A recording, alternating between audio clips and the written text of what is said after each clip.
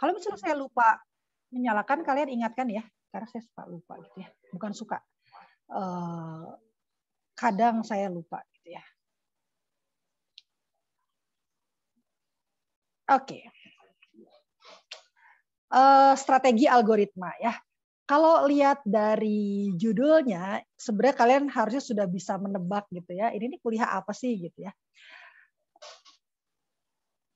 Oke, ini saya balik lagi. Ini mungkin kalian akan membangkitkan memori kalian satu semester kemarin gitu ya.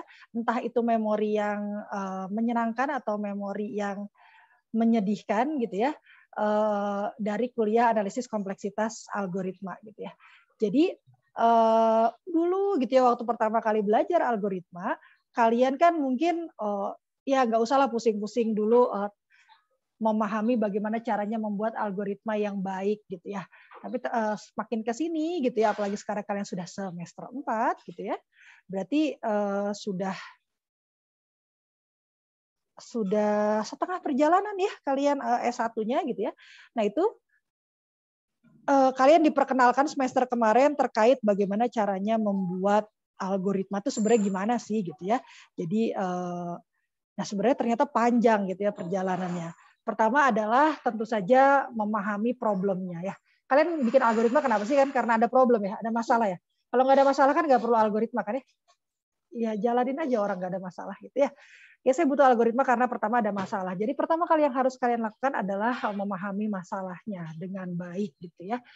Nah kemudian tentu saja terus kalian kan jadi mikir, aduh berarti saya ini harus pakai apa ya gitu ya untuk apa ya teknik-teknik apa yang harus saya pakai untuk bisa menyelesaikan problem itu gitu ya. Jadi kalau kalian kan kalau implementasi misalnya, nanti ini saya pakai struktur data apa ya misalnya.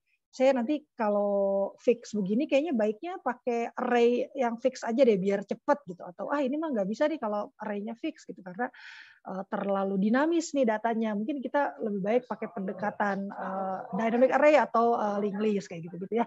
Jadi hal-hal kayak gitulah ya.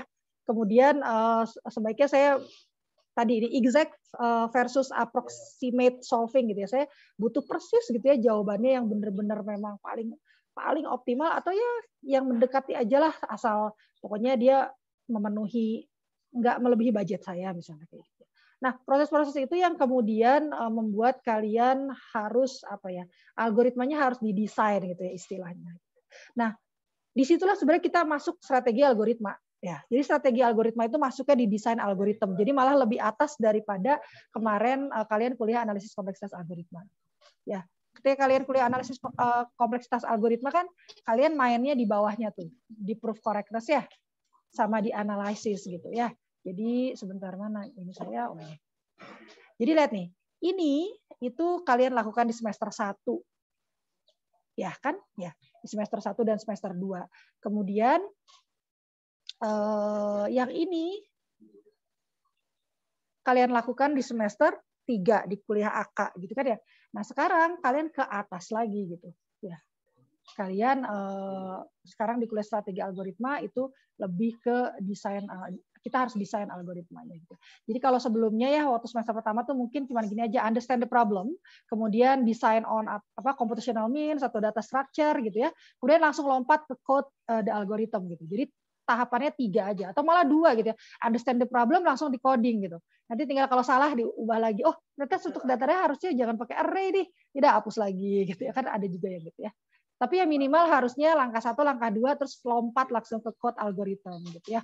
Nah,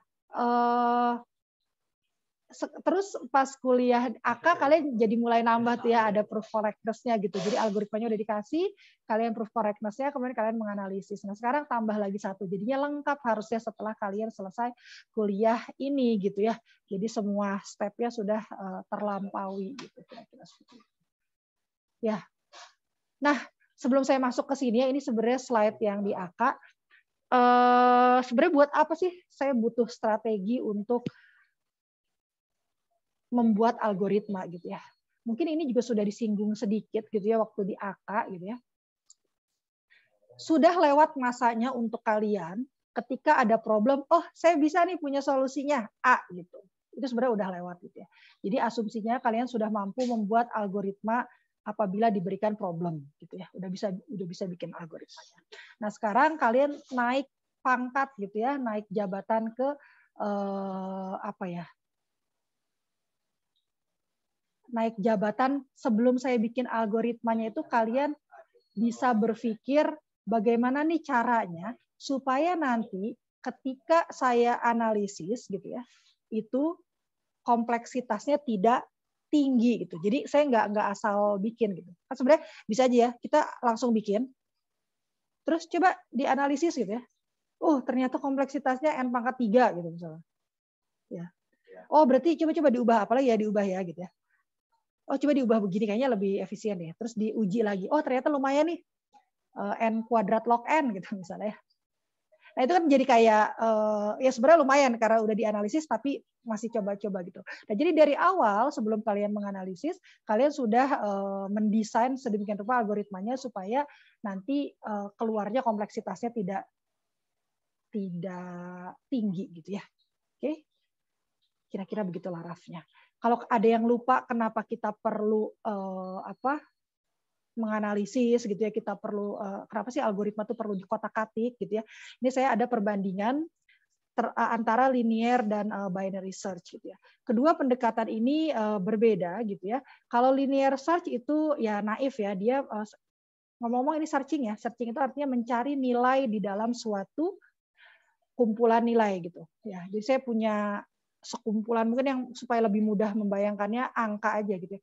Bayangkan kalian punya angka banyak, kemudian kalian diminta untuk mencari satu angka tertentu gitu. Ya. Gitu ya. Jadi misalnya saya misalnya punya data mahasiswa nilai ujian banyak gitu. Terus saya mau nyari ada nggak sih yang dapatnya 99 gitu misalnya. Ya. Searching gitu ya. Nah, ada pakai linear, ada pakai binary search gitu. Nah, kalian perhatikan yang pakai linear itu yang ini. Oh, ini di sini nulisnya sekuensial ya, sama aja ya. Jadi sekuensial atau linear search itu yang ini. Terus yang ini adalah yang pakai binary search. Nah, kalian lihat kalau misalnya saya punya mahasiswanya tadi ya, nilai mahasiswanya ada 128 gitu ya. Atau barang gitu ya, kalian punya barang 128 buah gitu ya. Kemudian kalian mau mencari satu barang di antara 128 buah itu, maka perbandingan yang harus saya lakukan kalau dengan menggunakan linear atau sequential search itu adalah 128 juga. Maksimal tentu saja. Ya. Yang namanya ngomongin kompleksitas kan worst case ya. Kan Bu bisa aja saya nyari ya, langsung ketemu, ya iya gitu ya kalau lagi bejo gitu ya. Tapi kan nggak semua orang begitu gitu ya. Kita harus memikirkan worst skenario lah ya, worst case gitu ya. Jadi worst case-nya 128 karena saya membandingkan satu-satu. Nah, sementara kalau pakai pendekatan binary search itu ternyata hanya 8 kali. Nggak apa-apa Bu, 128 masih kayaknya masih tahan gitu ya. Nah, kalian bisa perhatikan semakin besar barang yang kalian punya barang itu berapa itu? 4 miliar itu. Ya, 4 miliar barang loh ya. 4,3 miliar lah. Kalau kalian pakai sequential search, maka kalian harus membandingkan 4,3 miliar kali juga gitu. Ya. Tapi kalian lihat pakai binary search. Dari 4 miliar sekian kalian hanya butuh 33 kali gitu. Kan amazing gitu ya sebenarnya. 33 kali mah bisa lah pakai manusia juga ya, nggak usah pakai komputer gitu, masih kebayang. Jadi jauh sekali. Ini salah satu kenapa kalian perlu merancang nggak ngasal buat algoritma gitu ya.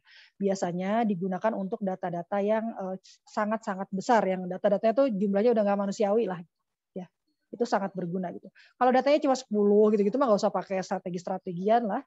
Cuma 10, udah cari sendiri aja, bahkan mungkin nggak perlu komputer gitu kan ya. Begitu, gitu ya. Oke, jadi ini saya aja. Saya kasih contoh satu lagi gitu ya yang lebih ekstrim gitu ya. Itu adalah algoritma faktorial. Nah, ini algoritma faktorial pendekatannya ada yang iteratif, ada yang pendekatannya rekursif. Sebenarnya rekursif ini berarti termasuk salah satu strategi juga ya, salah satu strategi algoritma gitu ya, strategi sederhana algoritma gitu ya. Nah, bagaimana perbandingan antara iteratif dengan rekursif? Kalian lihat, kalian masih ingat ya faktorial ya, yang ada pentungnya itu loh, tanda panah. Misalnya kalau 5 tanda panah, berarti tidak tanda panah. Tanda seru. 5 kali 4 kali 3 kali 2 kali 1 yang kayak gitu kan ya. Nah ini kalau faktorial 40 artinya kan kalian diminta menghitung 40 kali 39 kali 38 terus sampai kali 1 gitu ya. Nah itu kan ada tuh ya algoritmanya yang rekursif kan ya. Biasanya faktorial itu contoh klasik untuk mengajarkan kalian rekursif. Nah, tapi sebenarnya ada juga implementasi iteratifnya gitu. Nah, kalau kalian lihat ini implementasi iteratifnya itu sangat cepat gitu ya. NS itu nanosecond, jadi di bawahnya second, di bawahnya milisecond. Jadi kalau 40 gitu ya, saya disuruh menghitung berapa sih faktorial 40 itu hanya menghabiskan 41 nanosecond gitu. Sementara kita lihat kalau kita pakai cara yang biasa kita pakai rekursif gitu ya.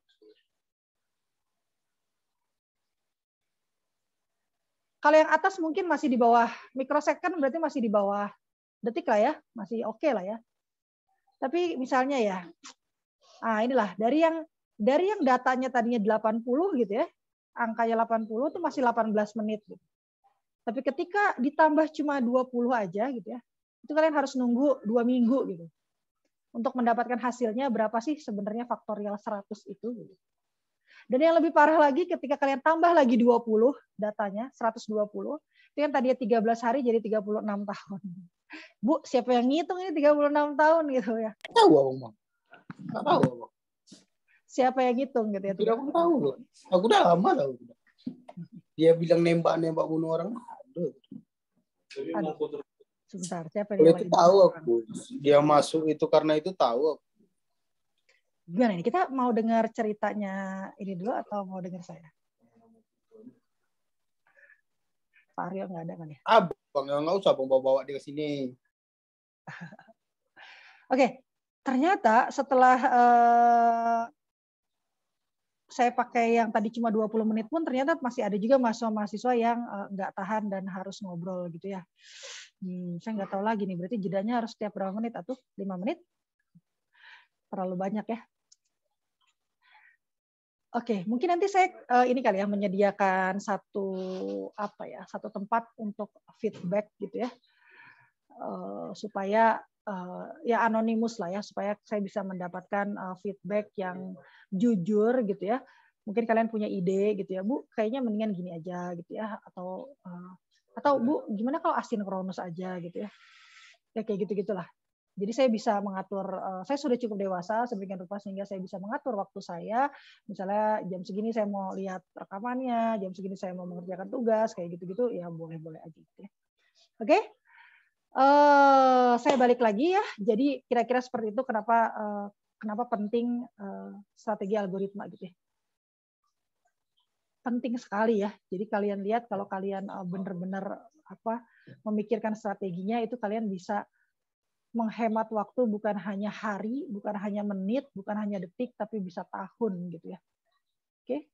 Dan ini ini kok bisa sih ada orang nungguin sampai 4 kali 10 pangkat 13 tahun gitu ya. 40 miliar berarti ya. Itu bukan ditungguin ya, tapi bukan miliar ya, kalau miliar 9 ya. Waduh, triliun 12. Jadi bukan ada yang nungguin, tapi dia pasti pakai formula gitu ya.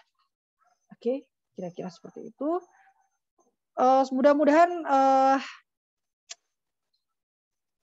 itu cukup untuk membuat kalian kepikiran gitu ya. Oh iya ya, oke, berarti strategi algoritma kelihatannya ilmu yang mungkin suatu saat nanti kalau saya udah kerja akan saya butuhkan gitu ya. Walaupun enggak pun yang akan diambil itu biasanya adalah usaha kalian gitu. Kalau kalian bisa bertahan di sini, bisa jadi kalian bisa bertahan di situasi yang sama sulitnya nanti gitu. Oke, kira-kira seperti itu. Sekarang kita masuk ke strategi pertama. Gitu. Tadi kan kita udah lihat ya saya juga sudah tulis sudah ada di LMS bahwa pertama kali yang akan saya perkenalkan itu adalah brute force. Oke.